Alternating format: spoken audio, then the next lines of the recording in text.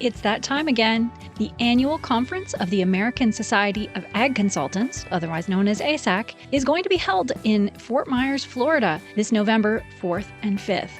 Kurt Covington is one of 9 professionals who will address the conference. The other speakers who will cover a wide range of topics represent Florida Farm Bureau, Florida Citrus Commission, University of Tennessee Institute of Agriculture, National Ag Law Center, Risk Mitigators and Advisors, Tyler Associates, as well as the lead economist for dairy at CoBank, and myself, Chrissy Wozniak from North American Ag. The day and a half of presentations will be followed by ag tours on Tuesday afternoon at Echo Farms, one of my favorite places here in Fort Myers. Attendees will experience farming at its most creative, with unique demonstrations, plants, and techniques being used to help farmers and urban gardeners in developing countries.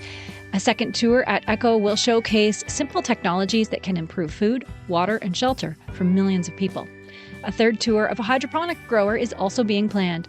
For more information and to register, visit www.agconsultants.org.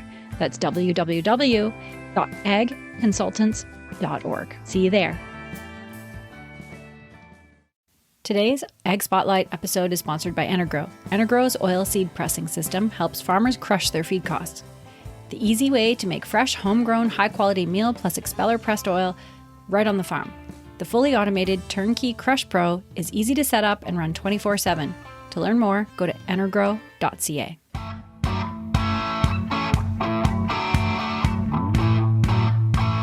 Hi, and welcome to the North American Ag Spotlight. I'm Chrissy Wozniak. Joining me today is a man whose company has been helping animals and people too with natural and herbal creams and ointments for over 35 years. And I can tell you from experience, he's a great farm show booth neighbor too. From Mabel, Minnesota, I'd like to welcome Gary Steuart of Steuart Laboratories. Welcome, Gary, and thank you so much for joining me today. Hi, Chrissy. So first of all, tell me a bit about your background and how you started your company.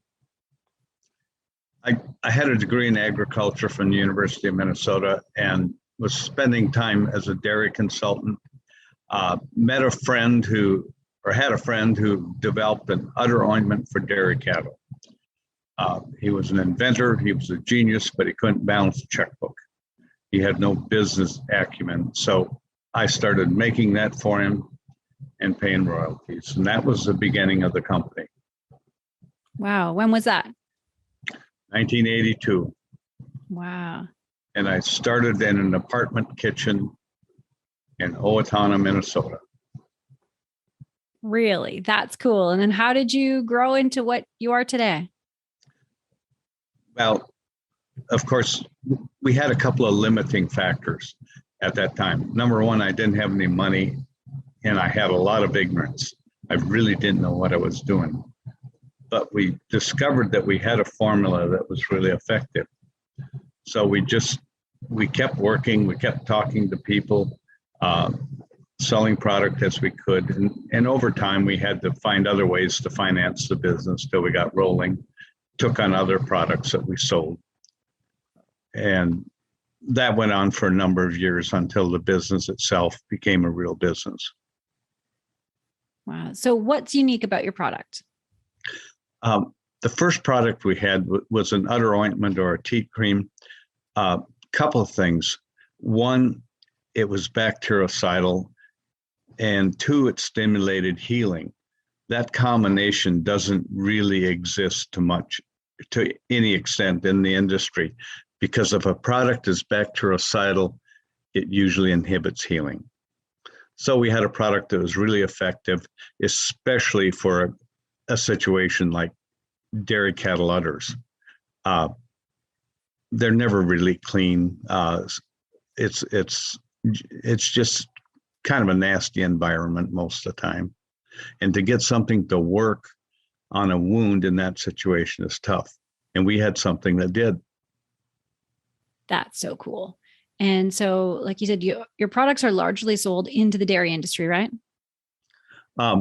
That's right. In terms of our veterinary products, they're essentially for dairy cattle. We do see some overlap with the equine market. They use the wound products on horses also.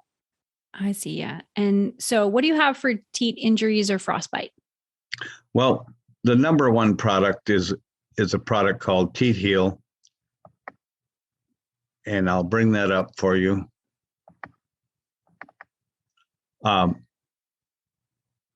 It's a sticky cream, so when you put it on the teat or the udder, it sticks. Normally, you'll see that it's there at the next milking. That's our prime product for frozen teats, injured teats, that type of thing. This is an example of a cow that she froze a couple of her teats, actually. She laid on the ice. The top picture is the before picture. No, most people wouldn't expect to save those teats on that cow, especially the one on the viewer's right. But below that, we have a picture of that cow on her second lactation. So she healed up. She wasn't even a high cell count in that next lactation. The one teat that really was affected ended up having a lighter quarter. But beyond that, she was pretty trouble-free. One of the advantages of that product is, in addition to being bactericidal and stimulating healing, it also reduces the pain dramatically on those teats when you put it on. So we recommend that people, if they've got a very sensitive teat, to put the product on before they milk them because of the anesthetic properties. Now, technically, they should discard the milk from that quarter since they're putting this product on the teat before they milk them.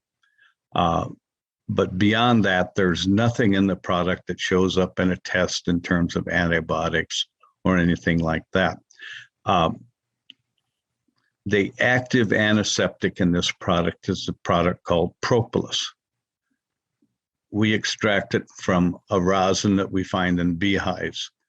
Really? It's bactericidal, it's fungicidal, and it's antiviral. And it's a non-traditional product, so it shows up on no test in the milk as a milk residue. Wow. And what do you recommend for udder sores? For udder sores, the Teat Heal will work, but, and here we have a couple examples of udder sores, flew by them, but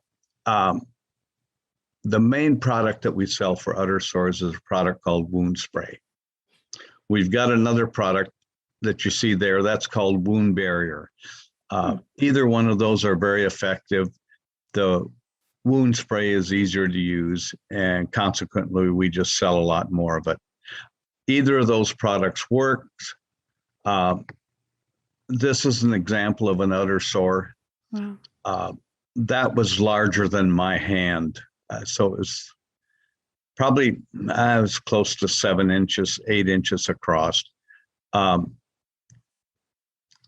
Those kind of sores are very deep. It takes a minimum of 6 weeks to replace skin on a cow. So you're looking at multiple weeks. This one is really deep. I think we worked on this one for probably 3 to 4 months. Wow. Normally, when you start out with a sore like this, as it appears on the left, you'll get drainage and a fair amount of necrosis, and they stink. Normally, we can stop the smell, which is the result of the necrosis, in about a week's time. That's really amazing. And what do you have for udder edema and mastitis? Udder edema, we've got a couple of products. We've got a spray product called Udder Green, and then we've also got a rub-on product, which is called Udder Green Rub. Either one of them work. We sell more of the spray just because it's so much easier to use. That makes sense. So you said before there's no residue. Does that mean that you don't have to discard milk when using the products? That's right. Wow. And the Udder Green works very well on edema. It's also pretty effective at reducing the mild mastitis cases. So again, if they get after these quarters at the first sign of inflammation. Many times they can prevent a full-blown case of mastitis, and they can do it without discarding milk. Incredible. And you gave me some pain cream for my feet when we were at World Dairy back in October. My feet were killing me, but it worked so great. So do you often sell to humans, or was I just a test case? Yeah, I gave it to you because I wanted to see if it really worked. I'm kidding. Actually, the pain relief product that I gave you was developed for horses. Wow. And particularly race horses. We found out right away that it works on people. Mm-hmm. So we kind of forgot about the race horses and started marketing that for people. It's very similar to the udder edema product. It's anti-inflammatory. It stimulates circulation. And that's actually our biggest single seller in the whole product line. Wow. We do a fair amount of business in the veterinary line, but anybody that's a farm kid realizes that if something works in the barn, it probably ends up in the house. Yeah. So the teat heel ended up also as a wound cream for people. Mm-hmm. Years ago, I had a friend that was a dairy farmer, and he was using the teat heel on his heels, cracked heels. And he told me one day that was the only thing that worked. Now, if you notice, that teat heel is yellow, and it's also very sticky. And he said, but can't you get something that's not so ugly to use on my feet? And his wife was standing there, and she said, yeah, I'm sick of this yellow stuff on my sheets. But she didn't say stuff, okay? Mm-hmm. So that was kind of what motivated me to develop a human product. So we started trying to figure out how we could make a foot cream that wouldn't be so ugly and was a nice vanishing cream. And we did that. We've got a product labeled foot cream. So we went from there, and then the horse product came up for pain, and then we developed what we call pain formula, which is the product I gave you. It doesn't burn, doesn't smell, and it has a pretty dramatic effect on pain, as you found out. Yeah, it's pretty amazing. So you said you started it kind of with horses. So is it like I've used absorbing products on my horses. Is it does it do the same thing? It's different. I don't know the actives in absorbing, but you got a pretty strong smell with that, I believe. And I believe it gives you some heat on the surface if you use it on yourself. Ours doesn't create heat, and it doesn't burn. Mm-hmm. And of course, you don't have the Bengay smell with it. Yeah. So you can put it on and people still sit by you. That's it. That's what I really liked about the pain cream is nobody knew I was in pain. Nobody could smell me. The other advantage of that pain relief product is, like all of our products, it stimulates healing at the surface and the soft tissue. So over a period of time, you not only get pain relief, but you'll get some healing on the joints. Wow. And the muscles, the pulled tendons, that kind of thing. That's cool. So what about pets? Can you use it on cats and dogs too? Yes. And people do it. We don't hear about it very often. I always think it's so messy putting it on because of the hair coat. Mm-hmm. I see. Yeah. So I guess changing tracks a little bit, as I mentioned before, you were at recently at World Dairy Expo. So how did you find the show in this post-pandemic world? It was a good show. I think attendance was down probably 25%. I don't know what your assessment was, but we've been going there for 20 plus years. And another dramatic difference was the absence of the international visitors. Yeah. I bet we had less than 10% of the traditional number of international visitors. So it was slower, but it was still a good show. Everybody was so glad to get out. And as you noticed, most people were ignoring the mask rule in Madison. Yeah. I definitely would have to agree with your assessment of the show. We're neighbors, so that's not too surprising. So are you going to be at any upcoming farm shows? We do one other dairy show. It's the Central Plains Dairy Expo in Sioux Falls. I think that's probably the last weekend in March. Other than that, we don't have any more planned. And, we'd like to do more, but we'll probably see what the climate is. Right. Yeah. In terms of COVID and so forth. For sure. So, we've, as you know, we've been living in a crazy world the last few years. Is there anything that you're seeing in the dairy industry lately in terms of moving forward into the future? I mean, obviously the dairies are getting bigger and fewer in number. Is that going to change? It doesn't seem like it. I think it's driven by very, tight margins, and all of us hope that changes.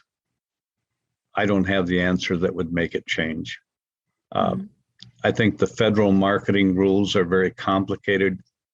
And I asked the chairman of the board of a major milk co-op about that one day. I said, will you explain that to me? He said, there's only 10 people that understand that, and none of them will tell you. So wow. It's just so complicated, and I really never found out if he understood it. But I suspect the federal marketing orders are a problem, but it never gets addressed. And I would sure like to hear from somebody how they work. Yeah, that's a good point. And what do you think producers should be paying attention to as we approach the new year? Is there any advice you'd give farmers? I'm not a dairy consultant. It's just a tough environment. I think they got to watch their margins and control their debt. Seen any number of farmers go belly up over the years, and it always has something to do with debt levels.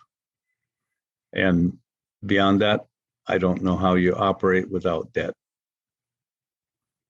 Right. That is a good point. So how's that for a non-answer? I like it. It's true. And people don't often say that because the farmer needs debt, but too much and you're done. So that is a really good point. So where can people find you?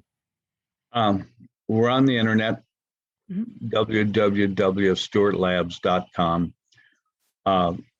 We also do a fair amount of business by phone. We've got an 800 number that you'll post, or they can just order. They can order online or call us. That's good. On the dairy side, we do sell a fair amount of product through distributors and veterinary outlets. So often they'll see our products on the store shelves. And I think if they Google udder sores, we come up pretty quick in the search. Very good. Good marketing then. So I have one last question for you. What gets you out of bed in the morning? What are you here to accomplish? I have to go to work. We want to make a difference. We like to sell products that work. So we spend some time trying to develop new products, but most of our effort is on marketing the ones that we have and getting the story out. And it's more difficult than it was a few years ago. Print advertising doesn't work very well. And some of the digital stuff is really difficult. I know that I dump a minimum of 100 emails a day without opening them. And I think probably every customer that I want to reach is doing the same. People are desensitized to sales pitches. So we depend a whole lot on our customers telling other customers that the products work. Yeah, great point. And you couldn't be more right. We are just so bombarded with crap all day long, right? That we do become completely desensitized, and you've got to be a little bit more creative these days, right?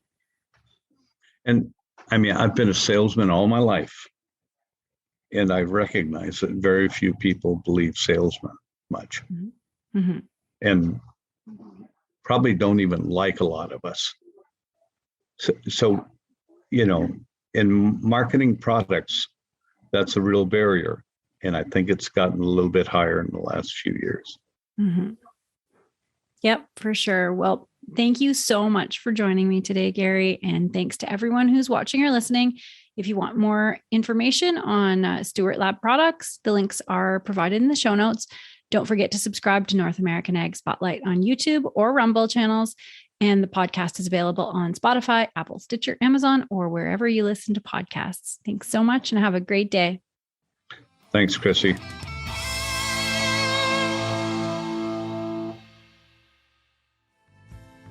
Thanks so much for listening to today's Ag Spotlight episode, where we put the spotlight on people and companies doing great things for the agricultural industry.